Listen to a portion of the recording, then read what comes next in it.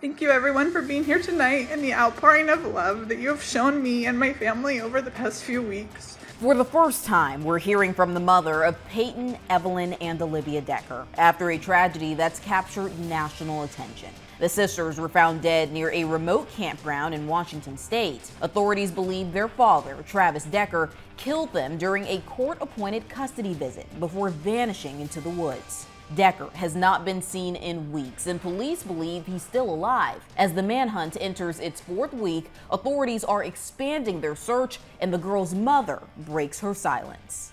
Thank you for watching. I'm Kennedi Walker, and I'll walk you through what we know so far. You're watching Law and Crime. Gathering in Wenatchee, Washington, family, friends, and a shaken community standing side by side, remembering the lives of Paityn, Evelyn, and Olivia Decker. Each of them brought something special into the lives they touched. They were sisters, teammates, and best friends. They lifted each other up, made each other laugh, and filled their world with love. The sisters, just 9, 8, and 5 years old, were found dead near a remote campground. Investigators believe their father, Travis Decker, killed them during a court-appointed court visit before abandoning his truck and vanishing into the wilderness. Police say the girls were bound at the wrist with zip ties and suffocated with plastic bags. My heart is still processing the grief, the sorrow, and the loss of the loved ones holding on to memories, sharing stories about the girls. I'm so thankful for the time that I had with the girls. For the first time since the tragedy, their mother, Travis's ex-wife, Whitney Decker, is speaking publicly. I truly hope that the legacy of the girls' lives lives in everyone's heart forever. They were incredible. Support pouring in, more than 26,000 people donating to a GoFundMe set up for the family, raising more than $1.2 million. Meanwhile, the search for Travis Decker is entering its fourth week. Travis, if you're out there seeing us, we'd like you to turn yourself in. We want a peaceful resolution to this, but we're not going to relinquish our efforts and giving up any effort that we can proceed to track you down. So please turn yourself in. Let's wrap this up and do what's right for your kids. Authorities releasing new images of the former Army Ranger showing how Decker may be disguising his appearance. They're expanding their operation with air and ground teams, SWAT, search and rescue crews, and the National Guard. Investigators warning the veteran has survival training and may be hiding in remote terrain.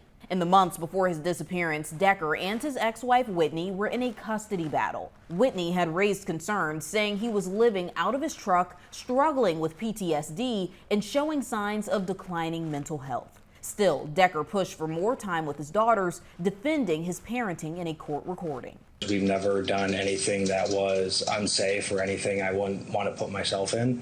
I understand that my current position when I'm by myself isn't ideal, but my daughters aren't a part of that. I only get to see them over the weekends, and camping is something that the four of us have done since the three of them were in diapers. I've never done anything I feel like that puts them in any sort of a risk that most families in the state of Washington, every campsite we've been to in the last month have been almost completely booked out or sold out because everybody's out this time of year. Court records show Decker had been diagnosed with borderline personality disorder. A judge ultimately ruled against him, revoking overnight visits and reducing his parenting time. Still, on May 30th, Paityn, Evelyn, and Olivia left for a scheduled visit with their father. 3 days later, all three were found dead. Federal officials are now investigating whether Decker is trying to flee the country. According to a U.S. Marshal's affidavit, he allegedly searched phrases like how to relocate to Canada and how does a person move to Canada in the days leading up to his disappearance. That's now led to a federal charge of unlawful flight to avoid prosecution on top of murder and kidnapping charges. After my divorce, there were a lot of feelings flowing through my house. As you could imagine, me going through a divorce with three small, tiny women. Whitney Decker is calling her daughters warm, bright, and full of love. At the memorial, it was a sea of purple, pink, and green. Guests wearing it in honor of the sisters' favorite colors and remembering their short lives. And here to break down this story with me is retired NYPD detective David Sarney. David, thank you so much for coming on today. Thank you for having me. So let's just jump right in. It has been 4 weeks since anyone has seen Travis Decker. Police believe he may still be alive. What is taking so long to find him? You have to understand the type of person it seems that he is. He's prepared. He knew what he was doing. He set this whole thing up. He's been there in the field before. He's done this in the past. And it's kind of a needle in a haystack when you have a person in a national forest and you think you've had opportunity to locate him. It doesn't seem that they've been able to get a handle on this right now. There are areas that are very difficult to travel, and that's what I've been told. So these are things that come into play, and how much are the resources available? How many boots on the ground are they able to dedicate to this? And the training that he has, going back to that, are these people who are doing these tracking in the same training methodology? I'm a detective. I'm not as well trained as he is to deal with that type of terrain. So he has an advantage on that part, and that's where the difficulty is. He's been out there on his own for almost a month, and he knows what he's doing. I want to thank Odoo for sponsoring this news package. Odoo is a powerful all-in-one business software that helps you manage everything from sales to accounting and, yes, inventory. Their inventory dashboard makes it easy to track receipts, delivery orders, POS orders, and see what's waiting, late, or back ordered at a glance. You can pay for receipts, automate vendor reminders, and schedule deliveries all in just a few clicks. Plus, you get full warehouse management, the ability to set picking strategies, and real-time stock visibility. And the best part, Odoo's inventory app syncs seamlessly with your sales and e-commerce apps, so everything stays connected. So right now, you can get a free 15-day trial of Odoo's all-in-one business solution and see how it can make your life easier. Check it out at odoo.com/lcnewsinventory. What makes a search like this different from other missing suspect investigations? The terrain particularly. You're dealing with an area, some areas are very difficult to travel. Foot traffic is difficult. That's one aspect to this. He is off the grid. There is nothing, that we don't have any resources like a cell phone or something that should track him. So those things are coming into play. There's no video cameras out there. I know that the sheriff is trying to get people who are in the vicinity, if they have cameras anywhere and if they see something that's unusual, to say something. So this happens when you're in a forest area. You're off the grid, and that's what he has trained to survive on, being off the grid. So since it's been a month, how are police changing their plan, or are they sticking with the same course? Apparently, from the press that I heard, the course hasn't really changed much. The key would be how much in the personnel department are you able to keep lending to this situation? The technology is out there. They probably have used drones, helicopters to try to locate him. But, the boots on the ground aspect, the areas that may be traveled may be difficult. Resources, how much resource can you utilize this type of search? I know they look to maybe have a cadaver dog go out in the field also to see maybe he did not, maybe he didn't survive this. But it's something that you think would be easy, but they're not easy. These type of these people, these individuals are trained. He's trained in it. He knows the terrain. He knows how to survive in it. He knows how to hide his tracks. And they're a little bit behind the 8 ball in this right now. But someone may see something, and that's what they're looking to hope to have. The public has to be also involved in locating him. Right, because, a lot of people in the public, they're thinking, there's air and ground units, there's SWAT, even the National Guard is involved. How's one man beating all of these teams? That's the thing, is like it's unusual that happen. It's almost like a movie in a sense, where you have one person that's trying to track him, isn't a fugitive in a sense, but this is the terrain that he has. What is the expertise of the people who are doing this, doing the searches? I guarantee you they probably have dedicated grid searches, and they've actually laid out where they have tried to locate him. But then you also have to look at, maybe he goes back to places that have already been searched. So these are things you have to do, but it's a matter of personnel availability. And can you find him? I think they will. It's going to take a while. I mean, we've been fortunate when we make apprehensions, but when it comes to this type of person, he's been, he's unhinged in a sense, but trained.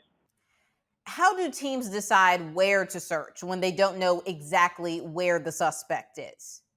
Well, you initially start from the location of where the incident happened, which we had. They found the vehicle, and then they could do that search. They could, depending on the amount of people they could utilize and how well documented those search locations are, and that's key. When you do this type of grid search, you're not doing you could do a circular search or a grid search. I'm thinking of probably doing grid, which is a step-by-step, forward, backward. And if you're going in 4 directions, we thought maybe he was going to Canada. That was the thing they're probably looking at. That's why they notified Canadian authorities. You have the U.S. Marshals involved. You have the National Guard involved. But it's a lot of resources, but personnel is also the issue.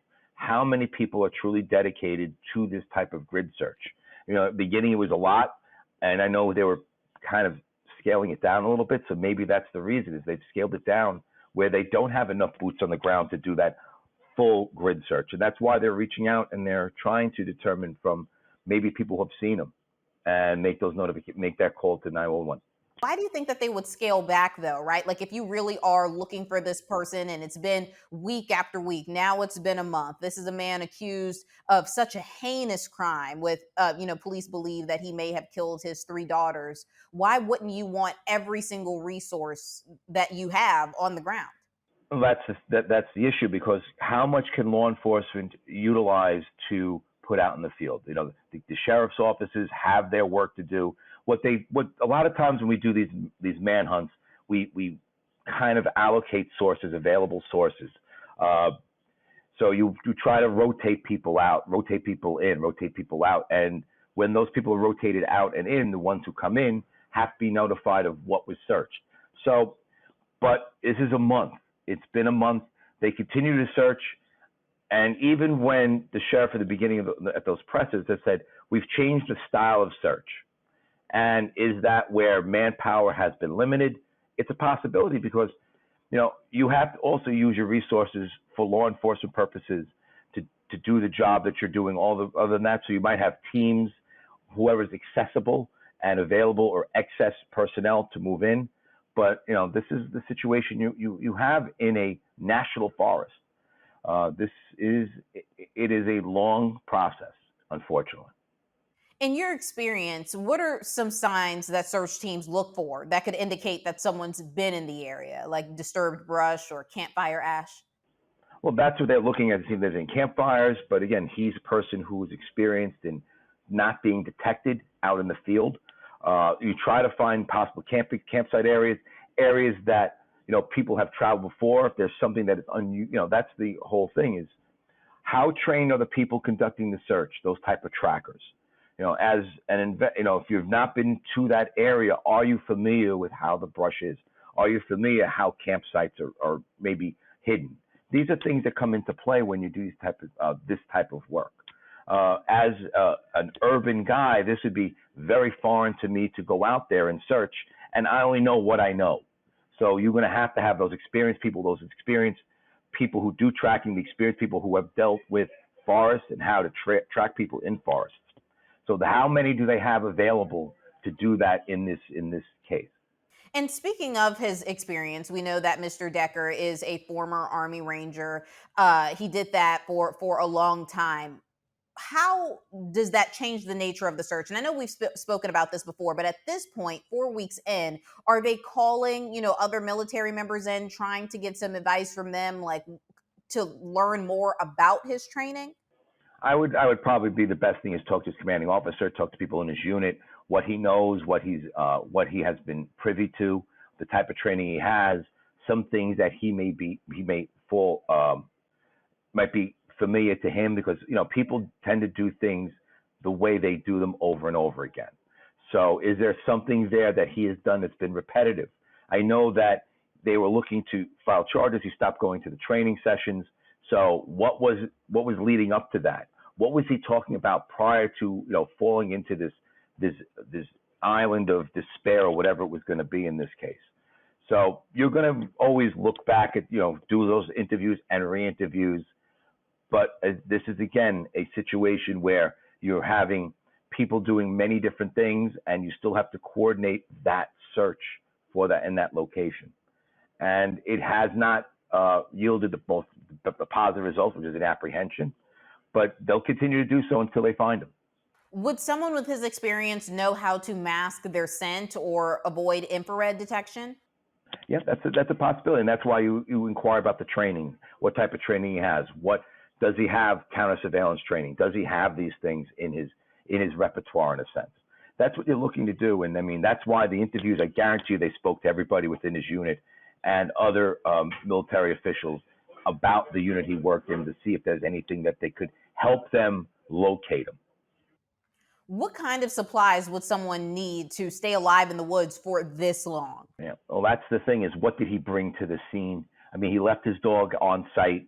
That was one thing. Apparently there was blood, at least blood handprint, a bloody handprint on the vehicle. Did he injure himself during this? We don't, and I'm not going to go into what the bodies of his kids might have experienced, a horrific experience. But you're looking to see, what does he have? Can someone survive? And that's where the information you get from his unit would be beneficial. What has he been trained with to be able to go out there that long? When's the longest he's ever been? What are things that he may be privy to doing that we did not, that may be assisting us in locating him? Water is a source. We have to deal with how is he getting to water, what water sources are available, what food sources are available, how does he access these food sources? This is 4 weeks now. So you're thinking either he's surviving or he's no longer alive. In your experience, does someone like this usually go off grid to survive or to avoid facing what they've done? A combination of two. Some people do this because that's what they want to see, how long they can be out there in the field on their own. But in this case, this is a person who avoided detection. And that might have been the Canada thing might have been a red herring about Canada jobs. This is the mindset you're trying to figure out. And that's why we do what's called a perpology in a sense. That's why the interviews will take place and getting an assessment of what this person is. But it is unusual to be out there that long and be alive. But we have not dealt with someone. I don't think the sheriff's office has dealt somebody with the type of training and expertise he's had in this type of non-detection in a sense. I'm just interested in knowing what's going through the mind of someone who's been missing for weeks. Just knowing that authorities are closing in. Yeah, that's the thing. I mean, apparently he had some mental health issues, but a lot of times when you do have issues of mental stress or mental illness, you do go back to your training. So he might be living off the training he's experienced. But this is the issue, and I know we're hoping for a positive result, and he's apprehended and brought to face the prosecution of the murders of his 3 children. But it comes back to when will we find him? And that's, nothing ends as easily as we wish it to. I think we thought it would happen quickly, but this is a person who does not want to be found.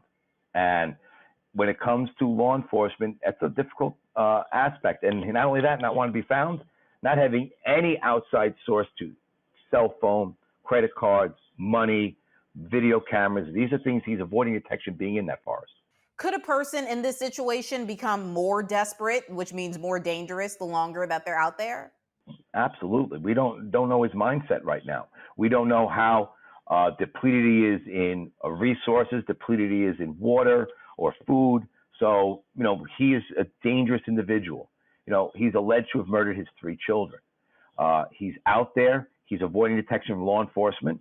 He's a fugitive at this point. And anyone like that can be desperate. And with that, he would be a dangerous person to deal with on a one-on-one situation. If he is watching coverage of this case from a hidden spot, how might that influence what he does next? Well, that's the other thing. I mean, if he's doing that, there's some sort of source he has, like a video or some sort of, some communication, cell phone or like that. We don't know. But, he could be watching this. He could be somewhere else. We don't know. They don't know right now. But given the fact of how big that terrain is and, the notifications to everyone on the borders to see if they can locate him, so far he has not been located. But my concern is what he may do is, in a desperate mode, meet up with people who are hikers who have no idea what may be going on and be a very dangerous, extremely dangerous individual to deal with. What could that look like if he does come across hikers? Do you think that he would try the nice route just so that he could possibly get help with food or water, or maybe even hurt them? Well, that's a combination of many things. Access to transportation, access to resources they have, things that he could utilize to continue on. And again, you sometimes when it comes to these type of issues, no witnesses, and these people would be in a grave danger if they confront someone like that. Or he can go the total opposite route, where he just surrenders and says, I'm so and so, I'm Travis Decker, and I wish to surrender. But at this point, for 4 weeks, who knows what his mindset is, and who knows what he will do when confronted. Should people in nearby towns be concerned? Oh, absolutely. You should be concerned. He's considered an armed and dangerous individual because of what he is accused of doing. And given the training, given being out in the field for so long and being depleted of resources, possibly, he's a dangerous individual. So anyone who would see him, I would think they would call 911 and not confront this individual one-on-one. What's the risk that someone might unknowingly help him, especially if he's changed his appearance? Is that a possibility? Do people pay attention to news stories and, just act that way? Yeah, it's a possibility. And we're hoping that everyone has been notified or made aware of his scenario. And that's why I think it's great that the sheriff continually does these press conferences and notifies people and keeps that story out there to understand that this person is considered armed and dangerous at this time. Well, let's touch on Canada a little bit. I know we covered it earlier. The marshals say he may be headed to Canada. How hard is it to cross that border unnoticed? Where he would cross, it could be anywhere, and that's the thing. Some areas are so heavily forested he could actually cross and not be noticed. But that's why you do what you can by trying to secure the areas that you can.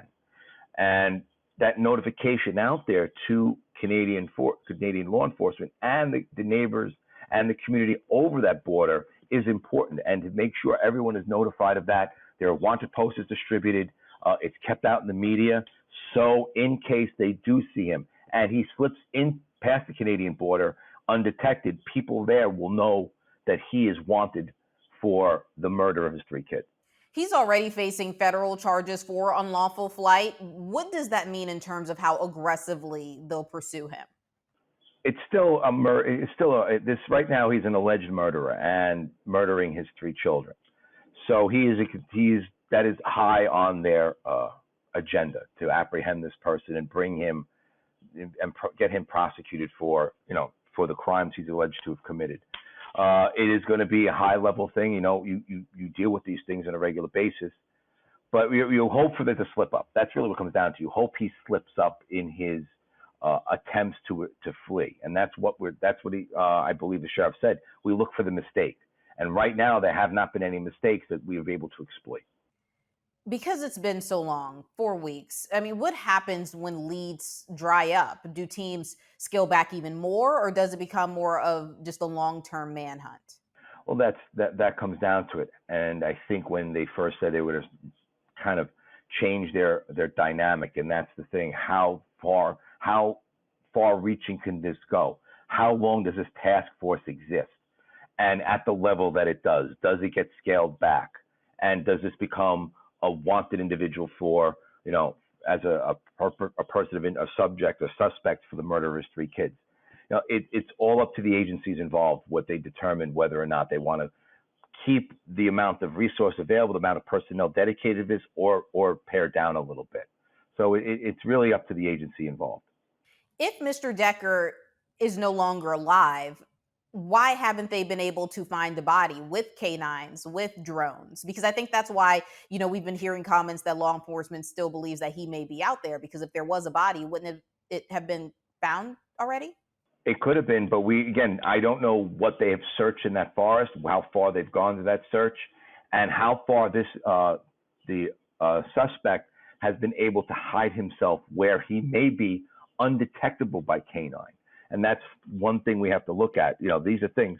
If he's no longer alive, was he in a tree? I mean, these are things that you have to really look at. You have to not just look at the ground, but then look above ground. So, is there a chance he may be dead? Yes.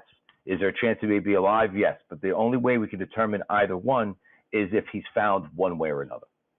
Well, this is a story that we will be following closely. David, thank you so much for coming on today.